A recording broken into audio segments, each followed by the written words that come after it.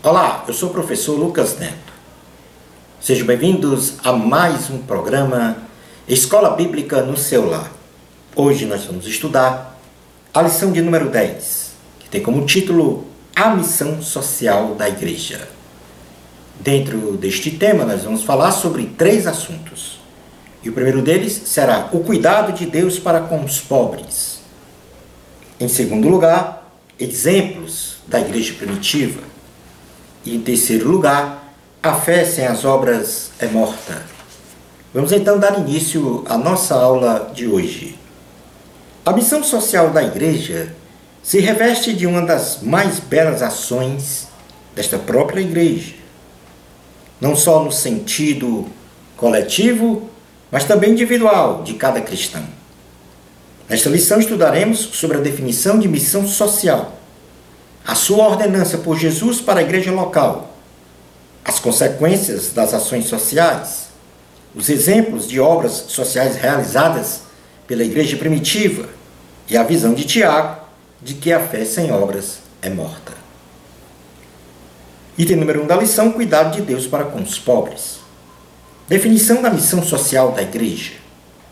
É uma ação sistematizada da igreja, através de uma estrutura administrativa organizada para o atendimento de pessoas necessitadas, no âmbito das necessidades sociais, de alimentação, saúde física e mental, vestimentas, educação estudantil e profissional, tratamentos de dependência química, assistência psicológica e outras ações pertinentes à área social, de modo a promover, sem acepção de pessoas, a total inclusão social.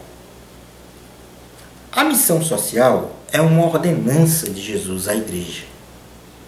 Jesus, em seu ministério tríplice, pregou, ensinou e curou, sendo as curas realizadas caracterizadas puramente como ações sociais, pois atendia às necessidades das pessoas na saúde física e mental, e agregue-se a isto ou a estas ações de curas outras atividades sociais de Cristo em seu ministério, a saber, em primeiro lugar, certamente como uma prática frequente de seu ministério, Jesus alerta os seus discípulos sobre a prática incondicional de ações sociais para com os necessitados, alimentar, vestir, dar água, visitar, explicando a sua grande importância como prova de uma fé verdadeira.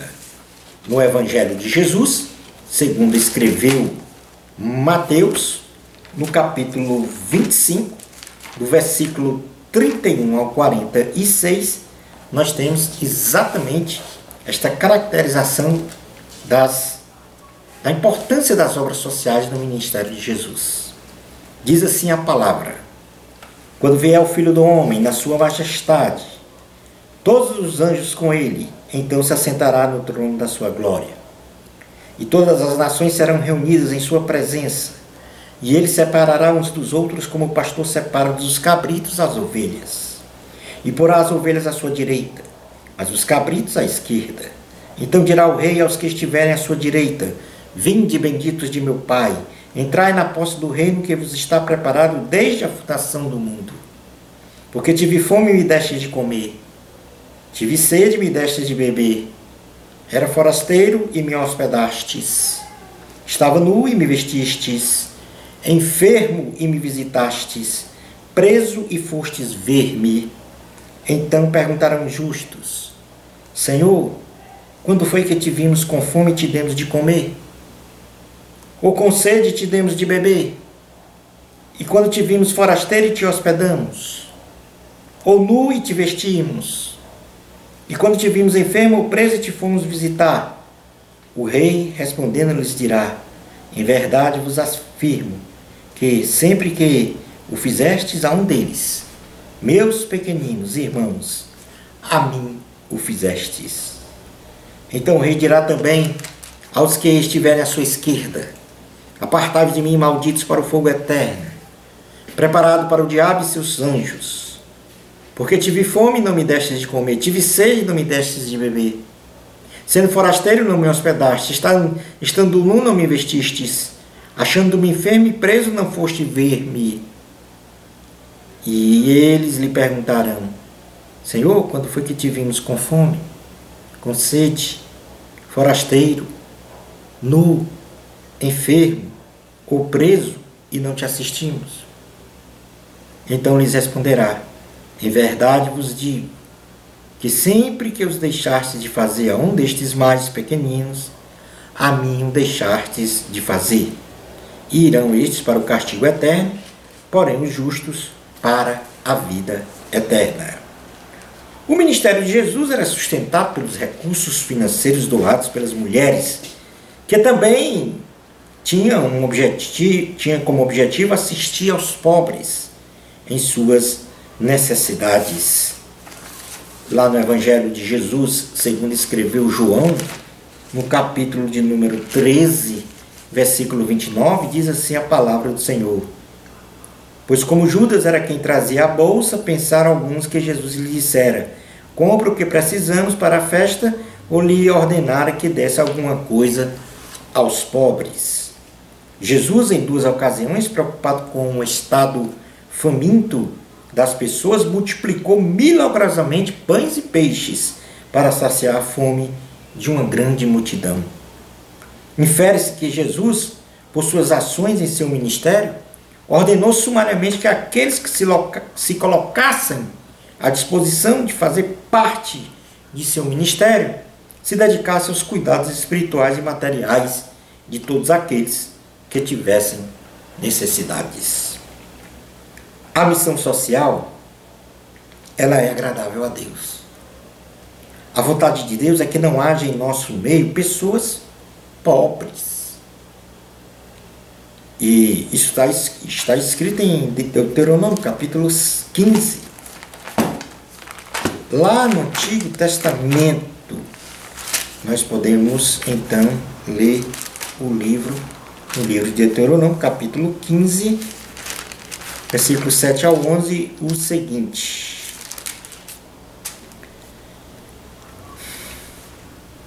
quando entre ti houver algum pobre de teus irmãos, em algumas das tuas cidades, na tua terra que o Senhor teu Deus te dá, não endurecerás o teu coração, nem fecharás as mãos a teu irmão pobre. Antes lhe abrirás de todo a mão e lhe emprestarás o que lhe falta, quanto baste para a sua necessidade. Guarda-te, não haja pensamento vil no seu coração, nem digas: está próximo o 7º ano, ano da remissão, de sorte que os teus olhos sejam malignos para com teu irmão pobre, e não lhe des nada, e ele clame contra ti ao Senhor, e haja em ti pecado. Livremente lhe darás, e não seja maligno o teu coração quando lhe deres, pois por isso te abençoará o Senhor teu Deus em toda a tua obra, em tudo o que empreenderes, pois nunca deixará de haver pobres na terra. Por isso eu te ordeno livremente: abrirás a mão para o teu irmão, para o necessitado e para o pobre na tua terra. A missão social é agradável a Deus, porque quando realizamos uma obra social ao próximo, fruto da nossa fé, estamos realizando um sacrifício aceitável e aprazível a Deus. Provérbios, capítulo 19, versículo de número 17, diz assim a palavra do Senhor. Provérbios 19, 17. Quem se compadece do pobre, ao Senhor empresta, e este lhe paga o seu benefício. Lá em Filipenses, capítulo 4, quando o apóstolo Paulo recebe donativos, ele então atesta que estes donativos são ofertas aceitáveis e aprazíveis a Deus. Ele diz o seguinte no capítulo 4, versículo de número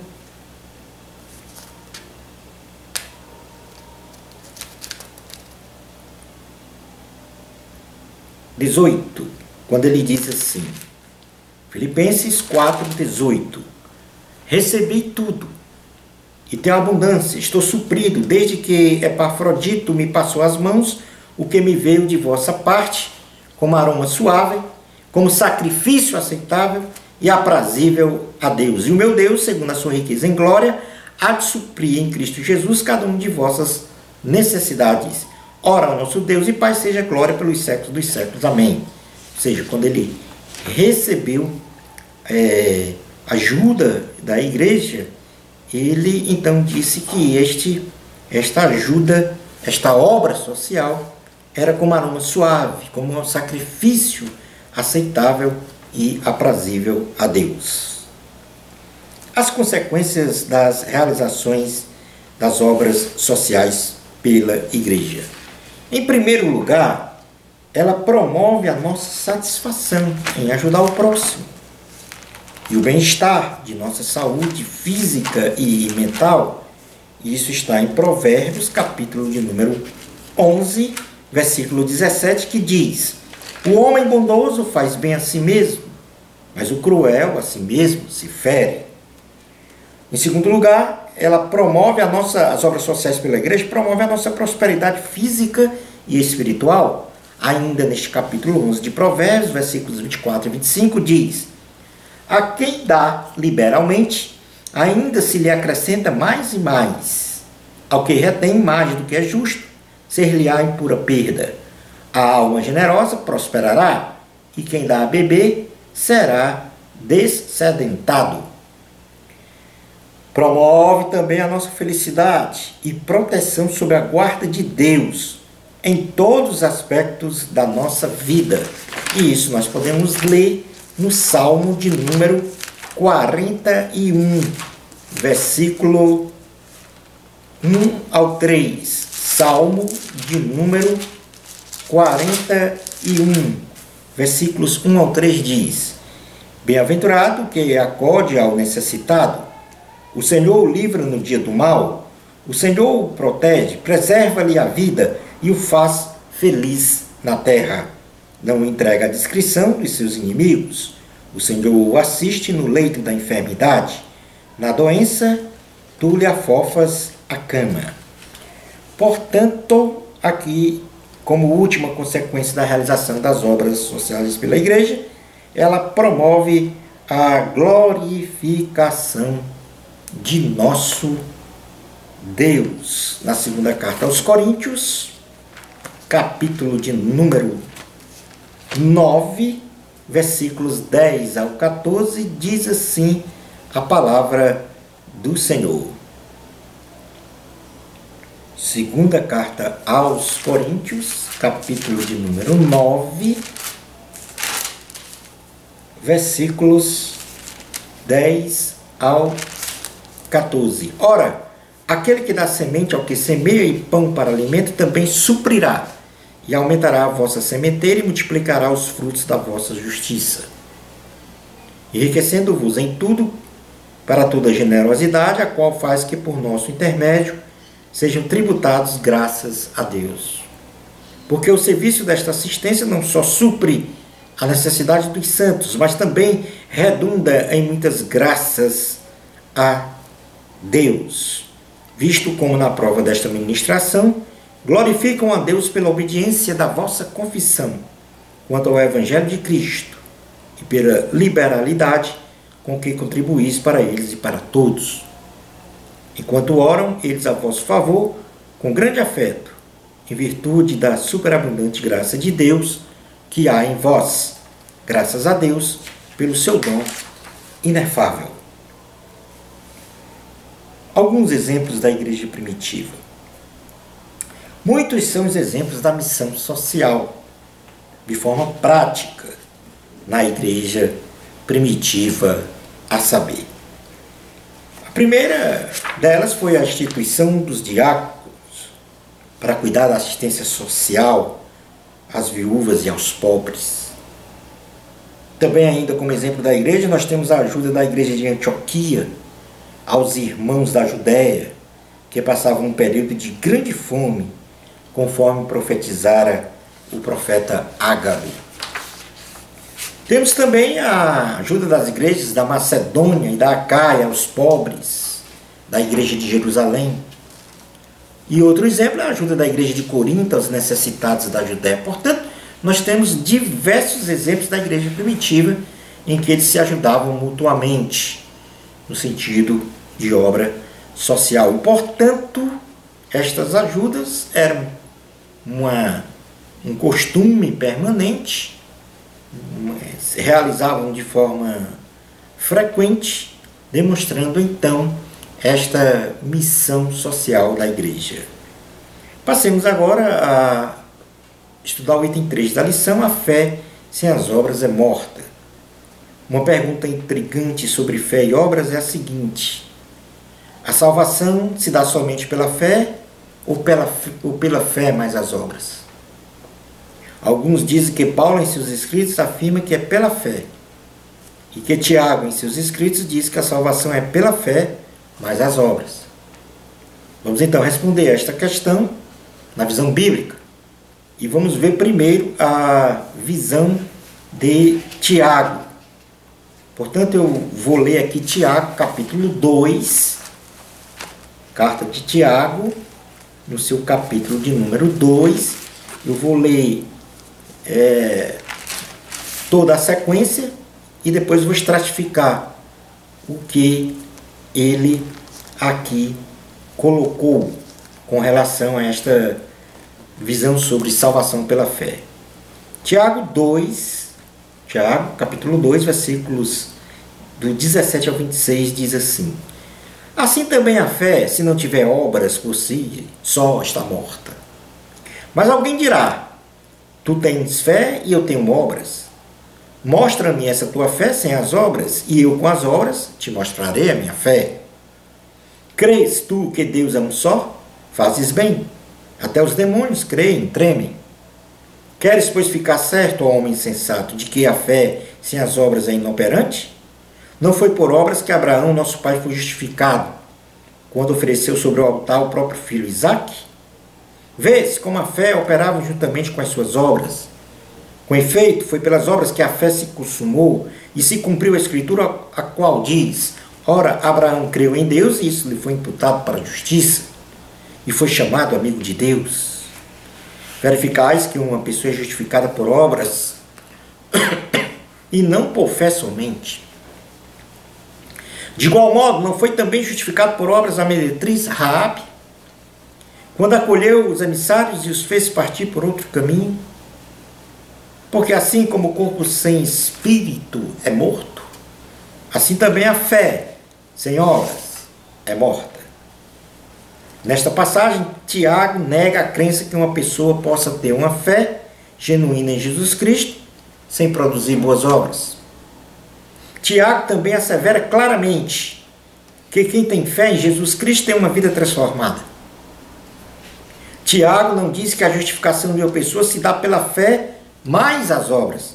De outro modo, ele diz que uma pessoa só é justificada pela sua fé quando inexoravelmente produz boas obras.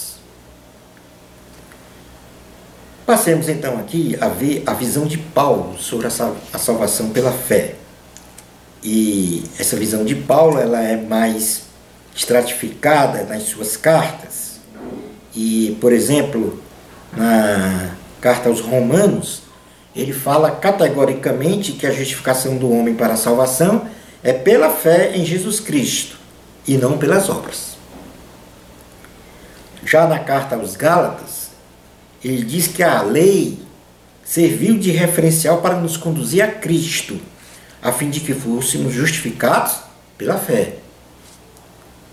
Na carta aos Efésios, capítulo 2, versículos 8 ao 10, vamos fazer essa leitura na carta aos Efésios, capítulo 2, do versículo 8 ao 10, diz assim a palavra do Senhor: porque pela graça sois salvos, mediante a fé, isto não vem de vós, é dom de Deus, não de obras, para que ninguém se glorie, pois somos feitura dele, criados em Jesus, para as boas obras, as quais Deus, de antemão, preparou para que andássemos nela. O apóstolo Paulo, nesta passagem da carta aos Efésios, volta a afirmar enfaticamente que somos salvos mediante a fé e não pelas obras. Paulo diz que quando somos justificados pela fé, então somos a feitura de Jesus, e assim criados por Ele para realizar as boas obras, as quais Deus ordenou que andássemos nela. Portanto, aqui nós vamos fazer agora um alinhamento destas duas visões, tanto a de Paulo como a de Tiago, sobre fé e obras. E, de antemão, já podemos dizer que não existe qualquer discordância nos ensinamentos de Paulo e Tiago sobre a salvação. Tiago permanece com o mesmo conceito do apóstolo Paulo, de que a salvação é pela fé, mas esta fé precisa ser provada em sua essência, se é mesmo uma fé salvadora que essa pessoa detém, ou é apenas uma fé natural pronunciada da boca para fora. Então Paulo enfatiza que a justificação vem somente pela fé, porém Tiago, além de enfatizar que a justificação vem somente pela fé em Cristo, esta fé deve produzir boas obras, para ser pragmaticamente uma fé verdadeira. Portanto, quem tem uma fé verdadeira naturalmente produz boas obras, dentre elas as obras sociais. Na segunda carta aos Coríntios, capítulo de número 5, versículo 17, diz assim a palavra do Senhor: e se alguém está em Cristo, é nova criatura. As coisas antigas já passaram, eis que se fizeram novas. Vamos fazer aqui Portanto, não existe nenhuma erro ou mesmo distorção entre a visão de Paulo e Tiago sobre a fé e sobre as obras. Ou seja, as obras é resultado da minha fé. Vamos fazer agora aqui uma metáfora do corpo sem o espírito para exemplificar a fé sem obras. Deus soprou o fôlego de vida no corpo do homem, e este se fez vivente. E o fôlego de vida, quando sai do homem, volta para Deus, e o corpo volta a ser pó, como resultado de um estado gradativo de decomposição, e assim o corpo está morto. Tiago nos mostra que a fé e as obras são elementos complementares, e faz uma brilhante analogia, dizendo que a fé sem as obras é morta, da mesma forma que um corpo sem um espírito está morto. Nós já lemos isso em Tiago, capítulo 2, versículo 26. Para Tiago, o conceito de fé é pragmático. A fé em ação é a consequência de uma nova vida, ou seja, a nossa fé só é efetiva se for acompanhada de resultados práticos, por meio das nossas obras, que não são apenas obras de caridade, mas todos os atos que confirmam a irrestrita obediência à vontade de Deus. Tiago enfatiza que a salvação é pela fé, porém esta fé salvadora é provada quando naturalmente produz boas obras. Concluindo a nossa aula de hoje, a igreja tem uma importante missão social. E tanto o cristão individualmente ou reunido coletivamente com outros cristãos, formando a igreja local, tem a obrigação de realizar a assistência social aos necessitados, se certificando da real necessidade destes. Assistir socialmente aos pobres agrada a Deus e é uma atividade da missão integral da igreja. Bênçãos especiais de Jesus para você. Amor a Cristo.